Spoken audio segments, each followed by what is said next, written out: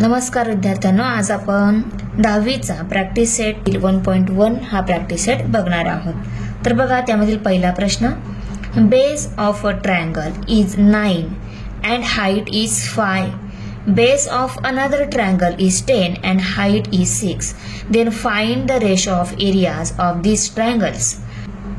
तर बघा, दोन ट्रायंगल दिलेले आहे. पहिला जो ट्रायंगल आहे त्याची बेस 9 दिलेला आहे आणि हाईट 5 दिलेली आहे. दुसरा जो ट्रायंगल आहे त्याचा बेस 10 दिलेला आहे आणि हाईट 6 दिलेली आहे. तर आपल्याला काय काढायचं आहे? दोन्ही ट्रायंगलचा एरियाचा रेशो काढायचा आहे. आता बघा, ट्रायंगलची एरिया काढण्याचा फॉर्म्युला काय बघितलेला आहे आपण? Area equal to half into base into height, हा फॉर्म्युला आहे एरिया काढायचा. आता आपल्याला दोन ट्रायंगलची बेस आणि हाईट दिलेली आहे. समजा हा पहिला ट्रायंगल आहे, बरोबर, A1 आणि A2 हा दुसरा ट्रायंगलचा एरिया आपल्याला काढायचा आहे. त्याची half into B2 into H2 घेऊ, इथे B1 आणि H1 घेऊ, बरोबर. म्हणजे पहिल्या ट्रायंगलचा एरिया काढायचा असेल तर त्याची half into base into height हा फॉर्म्युला आहे. आणि दुसऱ्या ट्रायंगलचा एरिया काढायचा आहे तर फक्त तोच फॉर्म्युला आहे, फक्त A2 B2 आणि H2 आपण घेतलेला आहे, बरोबर. आता हे दोन्ही एरिया मिळून जातील, पण आपल्याला एरियाचा जर रेशो घ्यायचा आहे तर काय करावं लागणार आहे? इथं आपल्याला दोघांच्या मध्ये लाईन मारावी लागणार आहे. म्हणजेच A1 बाय A2 हा झाला दोन्ही ट्रायंगलचा एरियाचा रेशो. तो इक्वल टू किती येणार आहे? न्यूमरेटर मध्ये हाफ, डिनॉमिनेटर मध्ये हाफ. न्यूमरेटर मध्ये B1, डिनॉमिनेटर B2, न्यूमरेटर मध्ये H1, डिनॉमिनेटर मध्ये H2. हा झाला दोन्ही ट्रायंगलचा एरियाचा रेशो काढण्याचा फॉर्म्युला, बरोबर. म्हणून आपण काय केलं? लेट फॉर फर्स्ट ट्रायंगल, पहिल्या ट्रायंगल साठी एरिया A1 तो आपल्याला काढायचा आहे. बेस B1 दिलेला आहे 9, हाईट H1 दिलेली आहे 5. And for second triangles area BA2 ही आपल्याला काढायची आहे. बेस B2 ही 10 दिलेली आहे, हाईट H2 6 दिलेली आहे. आता आपण half into B1 into H1 घेतलं, सेकंड ट्रायंगल आहे त्याचा एरिया A2 घेतला आपण. Half into B2 into H2 घेतला आपण. हे न्यूमरेटर मध्ये हे डिनॉमिनेटर मध्ये का घेतलं कळालं तुम्हाला? पण आपल्याला दोन्ही ट्रायंगलचा एरियाचा रेशो घ्यायचा आहे, दोन्ही ट्रायंगलच्या एरियाचा रेशो घ्यायचा आहे. म्हणून आपण त्याला न्यूमरेटर बाय डिनॉमिनेटर फॉर्म मध्ये राईट केलं. जेव्हा A1 बाय A2 ची व्हॅल्यू जी काही मिळेल तो राहील या A1 बाय A2 चा रेशो. ओके. आता बघा, न्यूमरेटर आणि डिनॉमिनेटर मध्ये जर सेम व्हॅल्यू असेल तर ती कट होते. तर ह्या हाफ सोबत ही हाफ व्हॅल्यू कट झाली. म्हणजे काय राहिलं? B1 इंटू H1 न्यूमरेटर मध्ये आणि याच्या डिनॉमिनेटर मध्ये काय राहिलं? B2 into H2. B1 H1 ची व्हॅल्यू, B2 H2 ची व्हॅल्यू लिहून घेतली. तर बघा, 9 गुणुले 5 10 गुणुले 6 ही व्हॅल्यू होती. तिला भाग दिल्यानंतर किती राहिलं? 3 आणि 1 न्यूमरेटर मध्ये, 2 आणि 2 डिनॉमिनेटर मध्ये. कसा भाग दिला? इथे 10 आहे ना, इथे 5 आहे, बरोबर. तर 5 आणि 10 हे दोघं 5ने भाग जातो यांना, तर यांना 5ने भाग देऊन घेऊ. 5 दुने 10 आणि 5 एक 5, बरोबर. त्यानंतर 9 आणि 6 या दोन्ही नंबरला 3ने भाग जातो, 3 त्रिक 9, बरोबर. म्हणून 3 गुणुले 1 आणि 2 गुणुले 2 हे आले डिनॉमिनेटर मध्ये.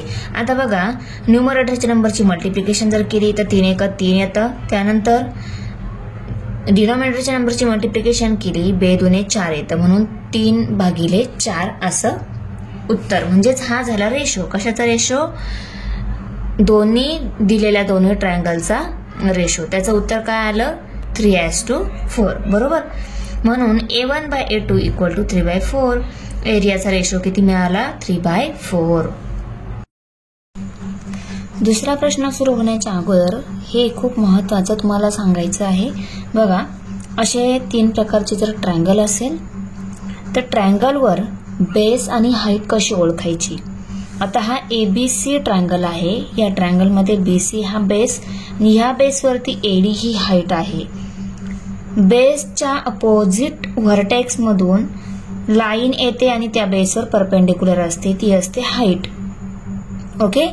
आता ह्या ट्रायंगल मध्ये PQR ट्रायंगल मध्ये बघा, PR ही ट्रायंगलची एक साइड पण आहे आणि हा हाईट पण आहे QR या बेसवरती. त्यानंतर LMN या ट्रायंगलमध्ये बघा, LMN या ट्रायंगलमध्ये MN हा बेस आहे आणि LMच्या अपोजिट व्हर्टेक्स जो L आहे या व्हर्टेक्स मधून पास होणारी ही लाईन ही हाईट आहे. या बेसवर नाही येती तरी पण ती LO ही हाईट आहे ह्या ट्रायंगलची आणि ती कुठून पास होते, MNच्या अपोजिट व्हर्टेक्स मधून पास होती. हे साइडला दिलेली आहे तरी पण ती MN वरती परपेंडिक्युलर आहे. ही ट्रायंगलची हाईट आणि हा बेस पकडायचा. ओके, या टाइपचा एक्झाम्पल तुम्हाला पुढे दिसेलच. ओके, तर बेस आणि हाईट कुठल्याही प्रकारचा ट्रायंगल असेल त्यामध्ये कशी ओळखायची लक्षात येत आहे बघा. बेस हा ऑलवेज ट्रायंगल मध्येच असतो. बेसवर त्याच्या अपोजिट व्हर्टेक्स मधून पास होणारी बेसवर जी लाईन असते ती हाईट असते. इथं AD ही हाईट आहे, इथे PR हाईट आहे आणि या ट्रायंगल मध्ये LO ही हाईट आहे. जरी ती या बेसवर नाहीये पण या बेसच्या पुढे जाऊन याच्या अपोजिट व्हर्टेक्स मधूनच पास होत आहे. ओके, म्हणून LO ही हाईट आहे या LMN या ट्रायंगल मधील MN या बेसवरती. ओके, प्रश्न दुसरा आहे. In figure 1.13 BC perpendicular AB, AD perpendicular AB, BC equal to 4, AD equal to 8, then find area of triangle ABC by area of triangle ADB. Means ABC आणि ADB ह्या दोन्ही ट्रायंगलचा एरियाचा ratio आपल्याला घ्यायचा आहे. पहिल्या ट्रायंगलचा एरिया आणि दुसऱ्या ट्रायंगलचा एरिया असं जेव्हा दिलेलं असतं तेव्हा काय असतं, दोन्ही ट्रायंगलच्या एरियाचा रेशो आपल्याला काढायचा असतो. बरोबर. आता आपण आन्सर मध्ये पहिलं काय लिहिणार बघा. Triangle ABC and triangle ADB have same base AB. बघा, हा ABC ट्रायंगल आणि हा ABD ट्रायंगल. आता दोन्ही ट्रायंगलचा बेस काय आहे, AB आहे आणि दोन्ही ट्रायंगलचा तो कॉमन बेस आहे म्हणून दोन्ही ट्रायंगलचा बेस काय आहे, सेम आहे. बरोबर, ते आपण पहिलं इथे लिहिलं. त्यानंतर दोन्ही ट्रायंगलचा एरियाचा रेशो घ्यायचा आहे म्हणून आपण काय लिहिणार, area of triangle ABC by area of triangle ADB. हेच काय आहे, दोन्ही ट्रायंगलचा एरियाचा रेशो आहे. बरोबर. यानंतर बघा, पहिला ट्रायंगल जो आहे ABC त्याचा एरिया काढायचा आहे तर त्याचा formula half into BC into AB घेतला म्हणजे half into base into height. नंतर ह्या ट्रायंगलचा एरियाचा रेशो घ्यायचा आहे तर ह्या ट्रायंगलच्या एरियाचा फॉर्म्युला काय आहे, half into base into height. Base into height घेतला किंवा हाईट इंटू बेस घेतला दोन्ही काय असणार आहे, मल्टिप्लिकेशनच आहे. आपण इथं बेस दोघांचा सेम आहे म्हणून नंतर घेतला आणि तो कट पण होतो आहे बरं इथे. बरोबर, न्यूमरेटरच्या बेस सोबत न्यूमरेटरच्या AB सोबत डिनॉमिनेटरचा AB कट झाला म्हणजे हा काय आहे, वरच्या पण ट्रायंगलचा बेस आहे आणि हाच बेस खालच्या पण ट्रायंगलचा आहे म्हणून तो काय होतो आहे, कट होईल. त्यानंतर वरच्या ट्रायंगलचा हाफ खालच्या ट्रायंगलच्या हाफ सोबत कट होतो आहे म्हणून इथे काय राहणार आहे, BC बाय ADच राहणार आहे. आणि BC आणि AD हे काय आहे, BC ही पहिल्या ट्रायंगलची हाईट आहे आणि AD ही दुसऱ्या ट्रायंगलची हाईट आहे. ट्रायंगलचा बेस इक्वल असेल तर फक्त काय शिल्लक राहते, दोन्ही ट्रायंगलची हाईटच शिल्लक राहते. हाफ पण कट होतो, बेस पण कट होतो, फक्त हाईट शिल्लक राहते. म्हणून आपण ट्रायंगल विथ इक्वल बेस असं रिझन लिहिणार. जे इक्वल आहे ते लिहायचं असतं. बरोबर, कारण ते कट होऊन जातं फॉर्म्युल्यामधून. बरोबर, म्हणून आपण इथे बेस इक्वल आहे असं लिहिलं. त्यानंतर BC आणि AD ची व्हॅल्यू आपल्याला दिलेली आहे. BC ची व्हॅल्यू 4 आहे आणि AD ची व्हॅल्यू 8 आहे. BC ची व्हॅल्यू बाय AD ची व्हॅल्यू इथे लिहून घेतली. 4 आणि 8 हे दोघं पण 4 ने भाग जातो यांना. बरोबर, म्हणून आपण यांना भाग देऊन घेऊ. 4 1 4, 4 2 8 म्हणजे किती आला रेशो, 1:2 रेशो आला. म्हणून area of triangle ABC by area of triangle ADB equal to 1/2. प्रश्न तिसरा. In adjoining figure 1.14 segment PS perpendicular segment RQ, segment QT perpendicular segment PR. If RQ equal to 6, PS equal to 6 and PR equal to 12 then find QT. आता बघा, या figure मध्ये बघा, या figure मध्ये PQR हा ट्रायंगल दिलेला आहे. या फिगर मध्ये काय सांगितलेलं आहे, पीएस ही सेगमेंट कशासोबत परपेंडिक्युलर आहे? Segment RQ. पीएस आरक्यू वर परपेंडिक्युलर आहे. जसं मी तुम्हाला प्रश्न 2 सुरू व्हायच्या अगोदर माहिती दिली त्या माहितीप्रमाणे बघा, ही जी हाईट दिलेली आहे पीएस, ही हाईट या ट्रायंगलच्या आरक्यू या बेसवरती आहे, पण ती ट्रायंगलच्या बाहेर आहे. मी तुम्हाला सांगितलं आहे की कधी कधी हाईट जी असते ती ट्रायंगलच्या बाहेर पण असते, कधी ट्रायंगलच्या एका साइडवर असते, कधी ट्रायंगलच्या मध्ये पण असते. ही हाईट कुठे आहे? या ट्रायंगलच्या या बेसच्या बाहेर आहे. ओके, या आरक्यू वर हा परपेंडिक्युलर आहे म्हणजे ही हाईट झाली आणि हा बेस झाला. बरोबर. त्यानंतर बघा, क्यूटी परपेंडिक्युलर आहे पी आर वरती. हा क्यूटी जो आहे पी आर वरती परपेंडिक्युलर आहे आणि ह्याच ट्रायंगलची आपण जर आर क्यू हा बेस जर घेतला तर ह्या बेसवर पीएस हा परपेंडिक्युलर आहे. जी सेगमेंट आपण बेस पकडली याच्यावर हा परपेंडिक्युलर बोललेला आहे, म्हणजेच याच्या अपोजिट व्हर्टेक्स मधून तो काय होत आहे? पास होते. बघा, आर क्यू हा बेस, याचा अपोजिट व्हर्टेक्स आहे पी, या पी मधून हा पास होत आहे, म्हणूनच हा परपेंडिक्युलर आहे या आर क्यू सेगमेंटवर. फक्त तो काय आहे? ट्रायंगलच्या बाहेर आहे. येतंय लक्षात? हा ट्रायंगलचा हा जो व्हर्टेक्स आहे, हा जो परपेंडिक्युलर आहे या बेस वरती आहे, ट्रायंगलच्या मध्ये आहे. हा जो परपेंडिक्युलर आहे ट्रायंगलच्या बाहेर आहे, पण यावरती परपेंडिक्युलर आहे असं त्यांनी गिवन इन्फॉर्मेशन मध्ये दिलेलं आहे. बरोबर. तर याच सगळ्यांचा उपयोग करून आपण आता हे सोडवणार आहोत. क्यूटीची व्हॅल्यू फाइंड आउट करणार आहोत. पहिले आपण गिवन इन्फॉर्मेशन सगळी लिहून घेऊ. Segment PS perpendicular segment R Q, segment QT perpendicular segment P R. R Q 6 दिलेली आहे, पीएस 6 दिलेले आहे, पी आर 12 दिलेली आहे. तर बघा, ही पी आर ही 12 दिलेली आहे व्हॅल्यू. बरोबर. त्यानंतर ही आर क्यू 6 दिलेली आहे आणि पीएस 6 दिलेली आहे. क्यूटीची व्हॅल्यू आपल्याला फाइंड आउट करायची आहे. Find QT. सोल्युशन मध्ये बघा, पहिले आपण with base R Q and height PS असं लिहिलं. का लिहिलं? आपल्याला क्यूटीची व्हॅल्यू फाइंड आउट करायची आहे. क्यूटी हा ट्रायंगलच्या मध्ये आहे. जर आपण पहिलं ट्रायंगलचा एरिया काढून घेतला, बघा ह्याच ट्रायंगल मध्ये हा बेस आणि ही हाईट आहे ह्या ट्रायंगलची. बरोबर. आता ह्याच ट्रायंगल मध्ये ह्या बेस आणि ही हाईट आहे, पण याची व्हॅल्यू आपल्याला माहिती नाहीये. ह्या हाईट आणि ह्या बेसवरनं आपण ट्रायंगलचा एरिया काढून घेऊ. तर चला आपण एरिया काढून घेऊ. का काढणार आहोत ते तुम्हाला पुढे कळेलच. तर बघा, area of triangle P Q R, base कोणता घेणार आहोत आपण? आर क्यूब घेणार आहोत आणि हाईट पीएस घेणार आहोत. तर बेस आर क्यू आहे, त्याची व्हॅल्यू 6 पुट केली. इथे पीएस 6 आहे, ती व्हॅल्यू पुट करून घेतली. बरोबर. हाफ इंटू 6 इंटू 6 ही स्टेप मिळाली. बरोबर. आता 2ला आणि 6ला 2 भाग जातो. बे 3 6. बरोबर. ते इथे किती आले? 3. 3 गुणुले 6 गुणुले 1 हे राहिलेलं आहे. बरोबर. 1 गुणुले 3 येतं. 3 किती येतात? 18. म्हणून 18 square units area of triangle P Q R मिळाली. म्हणजे पी क्यू आर या ट्रायंगलचा एरिया मिळाला. तो किती मिळाला? 18 स्क्वेअर युनिट मिळाला. आता मिळाला जो एरिया आहे त्याला इक्वेशन नंबर 1 आपण लेबल करून घेतलं. बरोबर. आता बघा, also with base P R and height QT. आता क्यूटी हाईट आपल्याला काढायची आहे. बेस पी आर घेतला आणि त्या बेसवर हाईट जी दिलेली आहे क्यूटी, पी आर आणि क्यूटी यावरून आपण क्यूटीची व्हॅल्यू फाइंड आउट करू. आता त्याच ट्रायंगलचा बेस पी आर आणि हाईट क्यूटी घेतली आपण. इथे लिहिलं area of triangle P Q R equal to half into base into height. पर इथं बेस आपल्याला पी आर आणि हाईट क्यूटी घ्यायची आहे. पी आर आणि क्यूटी लिहून घेतलं आणि आपल्याला एरिया जो मिळालेला आहे 18 स्क्वेअर युनिट ती व्हॅल्यू इथे लिहून घेतली. बरोबर. Equal to half into P R into QT. तर पी आरची व्हॅल्यू पण आपल्याला माहिती आहे 12, ती पण आपण पुट केली. बरोबर.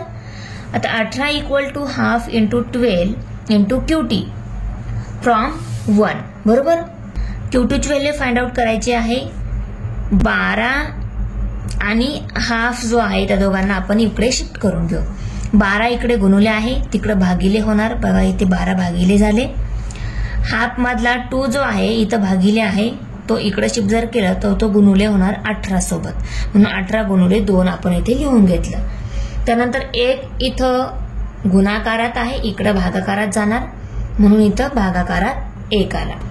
तो 18 सोबत भागाकारामध्ये जाणार, इथे भागाकारामध्ये आला. बरोबर. आता 18 गुणुले 2 छेद 1 गुणुले 12 ही स्टेप मिळाली आपल्याला. 2ला आणि 12ला या दोघांना पण 2 ने भाग जातो. बे एक बे आणि बे सकी 12. बरोबर.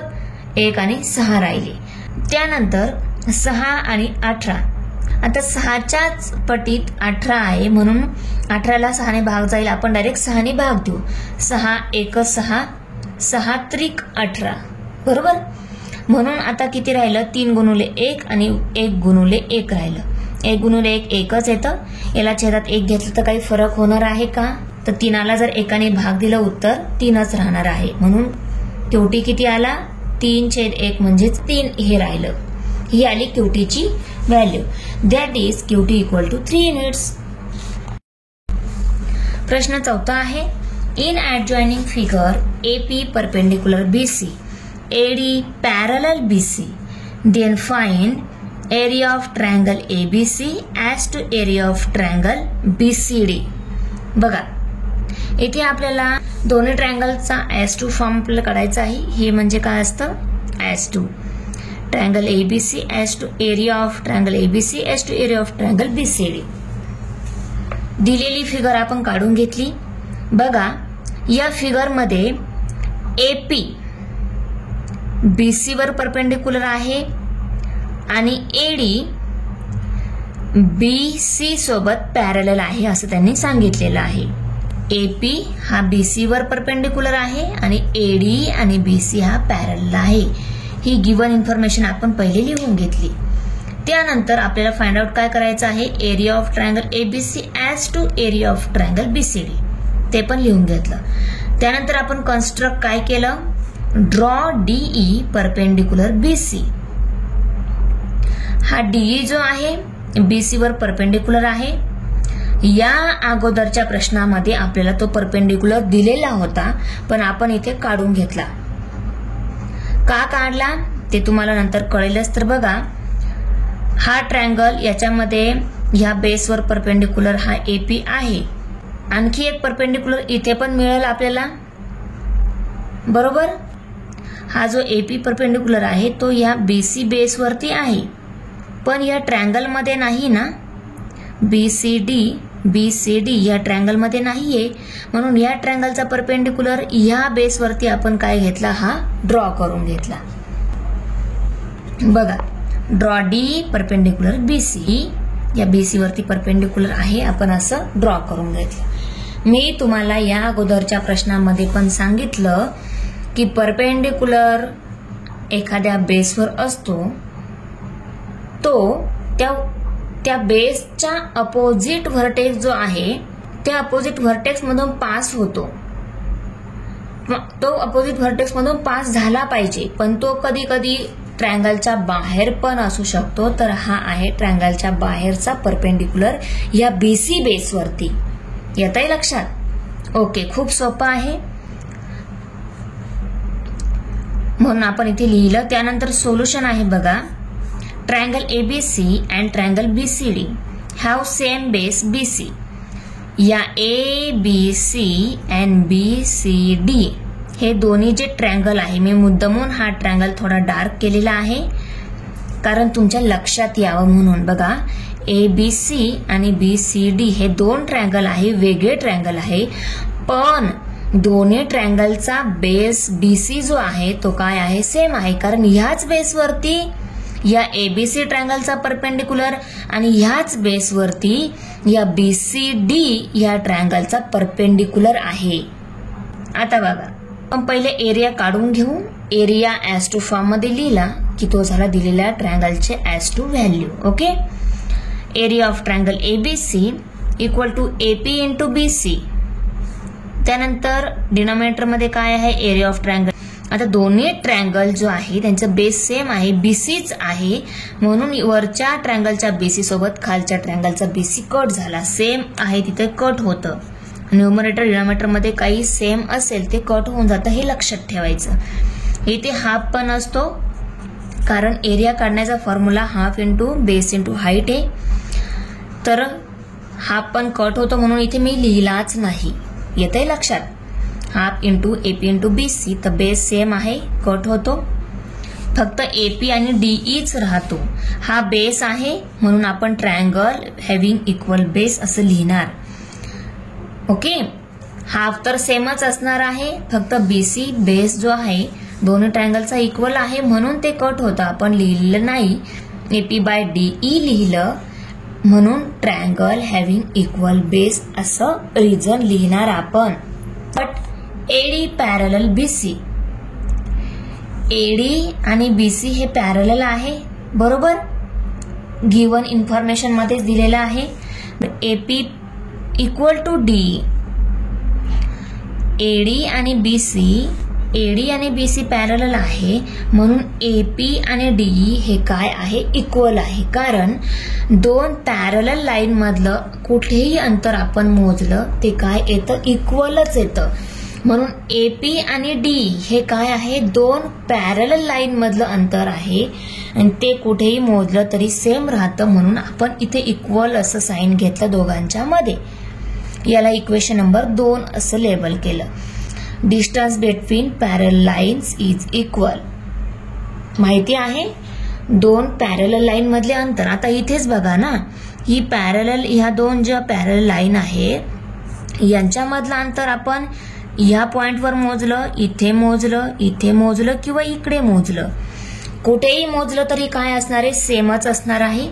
म्हणून ह्या दोन पॅरल लाईन मधलं अंतर आपण मोजलं ते काय इक्वल राहतं ऑलवेज.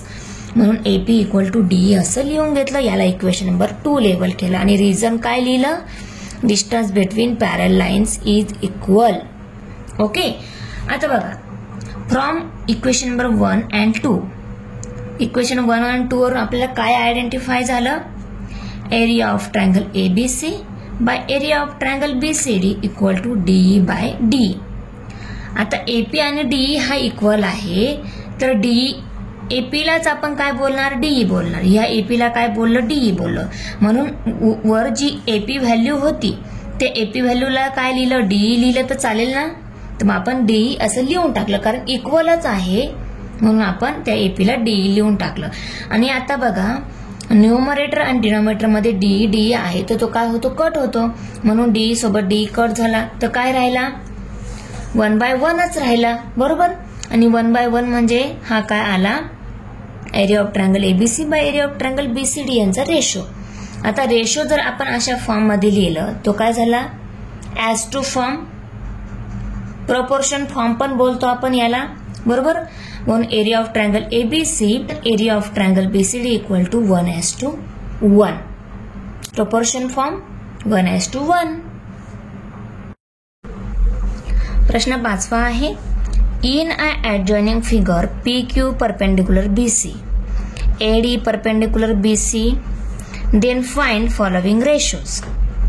आता या फिगर मध्ये PQ आणि AD हे BC या बेसवरती परपेंडिक्युलर आहे, बरोबर. आणि आपल्याला दिलेले रेशो फाइंड आउट करायचे आहे. पहिला रेशो आहे बघा, area of triangle PQB bye area of triangle PBC. आता बघा दोन्ही ट्रायंगल बघू, PQB आणि PBC हा डार्क केलेला ट्रायंगल या PQB ह्या ट्रायंगल सोबत त्याचा रेशो काढायचा आहे. आता PQB हा ट्रायंगल आणि PBC हा ट्रायंगल, बघा दोन्ही ट्रायंगलचा PQ हीच हाईट आहे. येतंय लक्षात, PQ हाईट आहे म्हणून वरच्या ट्रायंगलच्या PQ हाईट सोबत खालच्या ट्रायंगलची PQ हाईट कट होऊन जाते कारण आपल्याला रेशो काढायचा आहे. ते न्यूमरेटर डिनॉमिनेटर फॉर्म मध्ये लिहायला लागते. म्हणून बेस वरच्या ट्रायंगलच्या हाईट सोबत खालच्या ट्रायंगलची हाईट कट झाली कारण ती दोन्ही काय आहे, PQच हाईट आहे. हाफ पण कट होतो, त्यामुळे हाफ लिहिलाच नाही. पण ही PQ हाईट पण काय होते, कट होते कारण ती काय आहे, इक्वलच आहे. म्हणून काय शिल्लक राहतं, BQ आणि BC शिल्लक राहतं. ही कट होते, इक्वल आहे, म्हणून आपण काय लिहिणार, triangles having equal height PQ. Okay. मग हा काय मिळाला, दिलेल्या ट्रायंगलचा रेशो BQ बाय BC. दुसरा रेशो काढायचा आहे area of triangle PBC bye area of triangle ABC. PBC आणि ABC या दोन्ही ट्रायंगलचा रेशो काढायचा आहे. आता बघा, PBC हा ट्रायंगल आणि ABC हा ट्रायंगल बघू. PBC आणि ABC, PBC ABC या दोन्ही ट्रायंगलचा बेस BC जो आहे तो इक्वलच आहे, सेमच बेस आहे, म्हणून तो काय आहे, इक्वल आहे. म्हणून आपण इथे जर BC बाय BC लिहून टाकलं, पहिल्या ट्रायंगलचा हाईट इंटू बेस, दुसऱ्या ट्रायंगलचा एरिया जर काढायचा आहे तर हाईट इंटू बेस असा आपण फॉर्म्युला लिहिला. पण वरच्या ट्रायंगलच्या बेस सोबत खालच्या ट्रायंगलचा बेस कट झाला, कारण दोघांचा ट्रायंगलचा बेस BCच आहे, म्हणून तो कट होऊन जातो, बरोबर. म्हणून आपण इथे लिहिणार triangles having equal base BC. Half पण असतो फॉर्म्युल्यामध्ये, पण तो कट होतो. मी वारंवार तेच सांगते, नाही तुम्ही बोलाल हाफ कुठे गेला. ओके, तो कट होऊन जातो, म्हणून तो मी इथे लिहिलाच नाहीये, कारण तुम्हाला माहिती आहे मी पहिल्या क्वेश्चन मध्ये तुम्हाला समजावलेला आहे. ओके. आता PQ बाय AD हा काय झाला, या दिलेल्या ट्रायंगलचा एरियाचा रेशो. तिसरा आपल्याला काढायचा आहे area of triangle ABC by area of triangle ADC. ABC आणि ADC, ADC, ABC, ABC, ADC आणि ABC. आता ADC आणि ABC ह्या दोन्ही ट्रायंगलची हाईट, पहिल्या ट्रायंगलचा बेस DC आहे आणि दुसऱ्या ट्रायंगलचा बेस BC आहे, म्हणून BC बाय DC आपण इथे लिहिलं. ABC ह्या ट्रायंगलचा बेस BC आहे, तो इथे लिहून घेतला, आणि ADC या ट्रायंगलचा बेस DC आहे, तो इथे लिहिला. म्हणून BC बाय DC हाच राहणार आहे. काय कट होत आहे, AD बाय AD काय होत आहे, कट होत आहे, कारण दोन्ही ट्रायंगलची काय आहे, ती हाईट आहे. Triangles having equal height AD, म्हणून BC बाय DC हा मिळाला या दिलेल्या ट्रायंगलचा एरियाचा रेशो. आता फोर्थ वन आपल्याला काढायचा आहे area of triangle ADC by area of triangle PQC. पहिल्या ट्रायंगलचा एरिया, त्याचा रेशो काढायचा फॉर्म्युला आहे half into base into height किंवा half into height into base असं पण आपण लिहू शकतो, कारण तिघांचा काय आहे, गुणाकारच आहे. 1 गुणुले आपण जसं 1 मल्टिप्लाय बाय 2 या 2 मल्टिप्लाय बाय 1 करतो, आन्सर इक्वलच येतं, तसं आपण इथं बेस इंटू हाईट किंवा हाईट इंटू बेस घेतलं तरी पण काय येणार आहे, सेमच आन्सर मिळणार आहे. आता पहिल्या ट्रायंगलचा हा जो ADC जो ट्रायंगल आहे, या ADC ट्रायंगलचा बेस आणि हाईट आणि PQC ट्रायंगलची बेस आणि हाईट आपण बघून घेऊ. बघा, ADC हा ट्रायंगल आणि PQC हा ट्रायंगल, बरोबर. हा ADC आणि PQC हा ट्रायंगल, दोन्ही ट्रायंगलची ही पहिल्या ट्रायंगलची ही हाईट, दुसऱ्या ट्रायंगलची हाईट.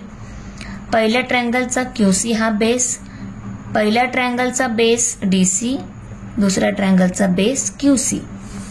DC आणि QC, AD आणि PQ आपण इथे लिहून घेतलं. Base base, height height. आता ही काय इक्वल नाहीये, दोन्ही ट्रायंगलचे बेस पण वेगळे आहे आणि हाईट पण वेगळी आहे. या ट्रायंगलचा बेस DC आणि या ट्रायंगलचा बेस QC वेगवेगळा आहे. पहिल्या ट्रायंगलची हाईट AD, दुसऱ्या ट्रायंगलची हाईट PQ ही पण वेगळी आहे, ती आपण इथे लिहून घेतली. फक्त हाफ नाही लिहिला, कारण हाफ ऑलरेडी कट होऊन जातो. बेस इक्वल असो नसो, हाईट इक्वल असो नसो, हाफ कटच होतो, म्हणून आपण इथे हाफ लिहिलाच नाही. आणि इथे रिझन काय लिहिणार, the ratio of the area of 2 triangles. Numerator denominator मध्ये असतो रेशो, म्हणून आपण पहिले द रेशो ऑफ असं लिहिणार. The ratio of the area of, ratio असतो कशाचा, एरियाचा, म्हणून the ratio of area of असं पण लिहून घेतलं. त्यानंतर कशाचा आहे, 2 ट्रायंगल्सचा आहे ना, म्हणून 2 triangles is equal, area of 2 triangles are equal to the ratio of, numerator denominator form मध्ये आहे म्हणून ratio of product of their base and height. Okay, इथे आपला प्रॅक्टिस सेट फिनिश होत आहे. तर बघा मुलांनो, तुम्हाला प्रॅक्टिस सेट आवडला असेल तर आमच्या व्हिडिओला नक्की लाईक करा, कमेंट करा आणि आपल्या मित्रांना पण शेअर करा. तर भेटूया पुढच्या प्रॅक्टिस सेटमध्ये. तोपर्यंत bye. Thanks for watching video. इयत्ता 10वीच्या मराठी, सेमी आणि इंग्रजी या माध्यमांच्या सर्व विषयांच्या स्वाध्यायाच्या नवनवीन व्हिडिओसाठी चॅनलला सबस्क्राईब नक्की करा. व्हिडिओला लाईक करा, कमेंट करा आणि वर्गमित्रांना शेअर करा.